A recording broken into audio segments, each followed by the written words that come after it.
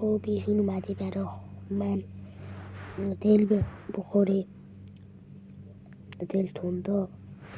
نمیدونم چطور میتونه بخوره. خب با تخم مرغ این چی دیگه؟ این نمیفهمم چی. خب داره بخور دیگه. حالا با 4 تا تخم مرغ ما یه دونه هم نمیتونیم، باید با ماست بخوریم. داری میخوری.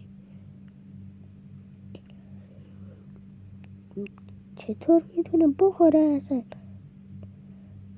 واو، چطور میتونه بخوره؟ ما بدون ماست نمیتونیم بخوریم. اصلا شاید نمیتونم چقدر هست اصلا نمیتونیم نودل توندا بخوریم. این داره میخوره بدون هیچ چیزی. چطور میتونه این بشر رو بخوره؟ من خودم دارم چطور میتونه بخوره اصلا؟ من که باورم نشد. شما چطور؟ سابسکرایب کنید.